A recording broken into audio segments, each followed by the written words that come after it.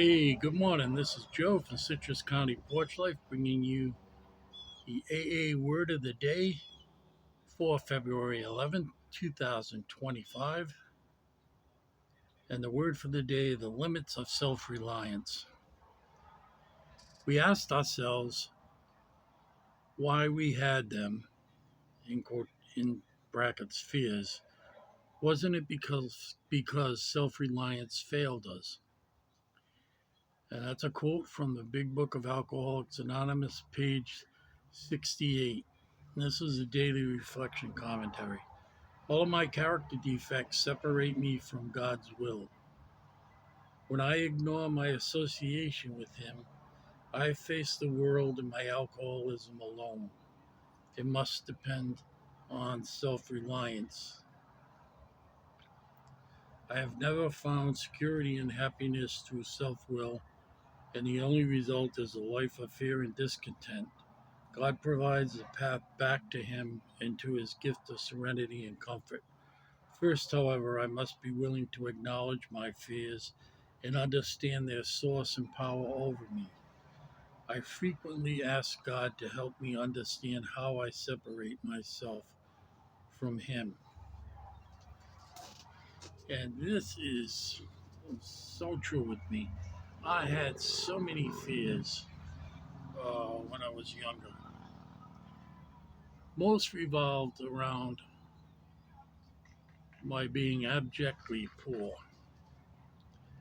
Uh, I had nothing when I was a kid, really, except my family. And I had the boys' club,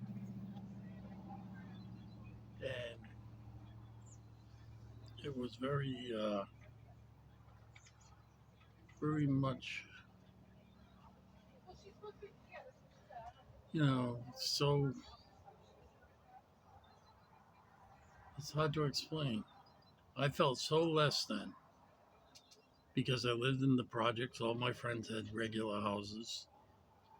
I never had any money. The one thing I did have is talent at learning and swimming. But I can remember when my swimming coach set me up with this girl that lived near him. Her name was Faith. You got to remember, I was 2 years older than everybody that was in my class in high school.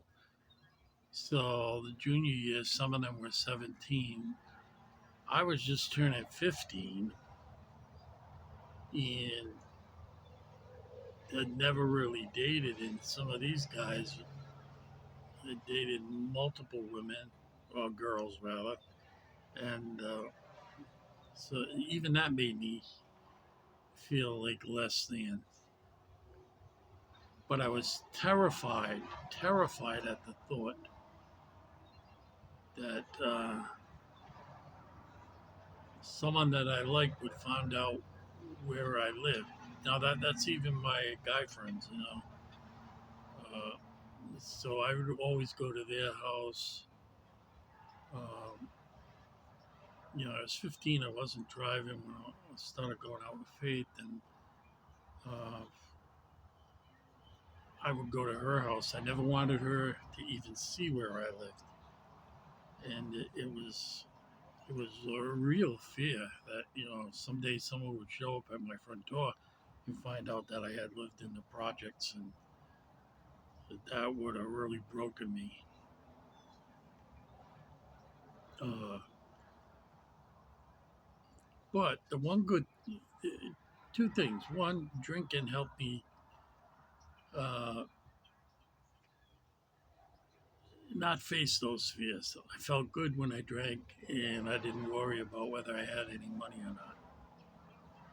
And two, my swimming. People accepted me as a very good swimmer, and it didn't make any difference to them where I came from or whether I had money. Uh, I was going to a very good school, but I got a scholarship there. I could never have paid any money at all to go, and So that was my great fear. If anybody really knew who I was, what I came from, the background I came from, because that whole micro neighborhood that I lived in, the projects, I mean, the police categorized us as troublemakers, and I was never in any trouble. My life was very circumscribed. Yeah, I went to a Catholic school, high school, grammar school. I went to the boys' club to swim.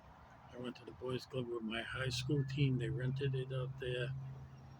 Uh, when I wasn't swimming, I was doing activities at the boys' club, and it went on like that.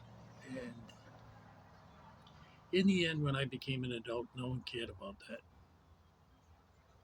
All those things faded away, but my alcoholic mind kept them. And I had to let them go, those thoughts. So that's my word for today. God bless you all. Have a safe and sober day.